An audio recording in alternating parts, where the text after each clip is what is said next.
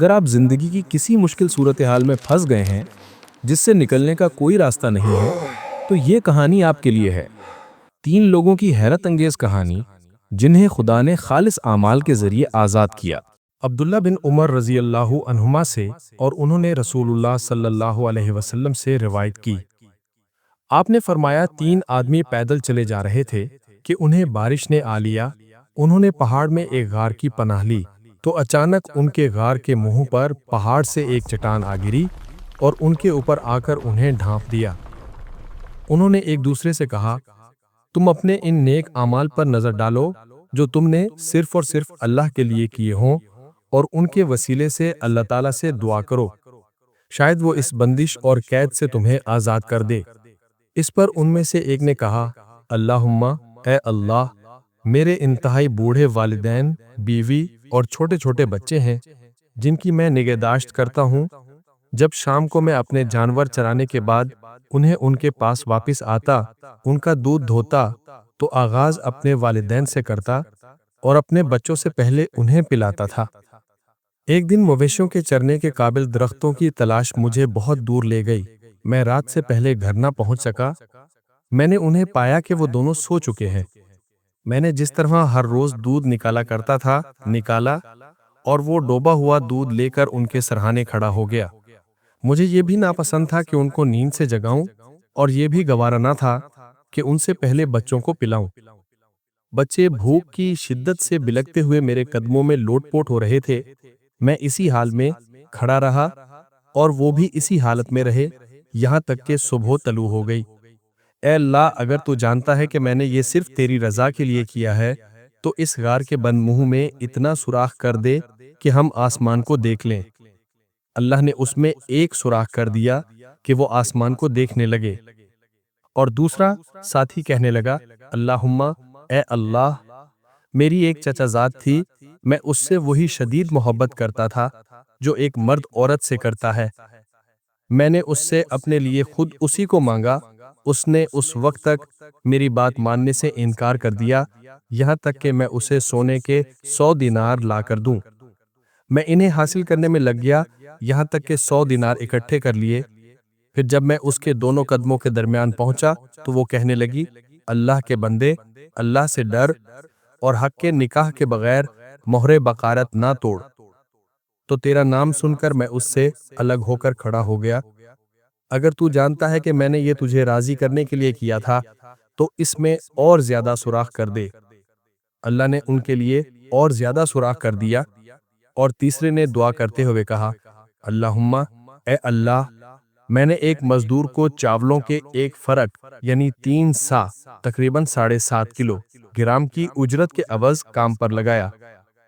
جب اس نے اپنا کام پورا کر لیا تو کہا، میرا حق یعنی اجرت ادا کرو۔ میں نے اسے اس کا فرق یعنی 3 سا چاول پیش کیے۔ وہ اسے کم قرار دیتے ہوئے اسے چھوڑ کر چلا گیا۔ میں مسلسل اس 3 سا چاولوں کو کاشت کرنے لگا یہاں تک کہ میں نے اس کی آمدنی سے گائے کہ بہت سے ریوڑ اور ان کو چرانے والے غلام اکٹھے کر لیے۔ پھر مدت بعد وہ میرے پاس واپس آیا اور کہنے لگا، اللہ سے ڈرو، میرے حق میں مجھ پر ظلم نہ کرو۔ میں نے کہا، ان گایوں کے ریوڑوں اور ان کو چرانے والے غلاموں کی طرف جاؤ اور انہیں لے لو۔ اس نے کہا، اللہ سے ڈرو، میرے ساتھ مذاق تو نہ کرو۔ میں نے کہا، میں مذاق نہیں کر رہا، یہ سب گائیں اور ان کو چرانے والے غلام لے جاؤ۔ وہ انہیں لے کر چلا گیا۔ اگر تو جانتا ہے کہ میں نے یہ صرف تجھے راضی کرنے کے لیے کیا تھا تو جو حصہ باقی رہ گیا ہے اسے بھی کھول دے۔ اللہ نے باقی حصہ بھی کھول دیا اور وہ آزاد ہو کر غار سے باہر نکل آئے۔ اس قصے سے حاصل ہونے والے گہرے سبق اور عبرتیں۔ اس قصے سے ہمیں کئی گہرے، طاقتور اور عملی عبرتیں اور درس حاصل ہوتے ہیں۔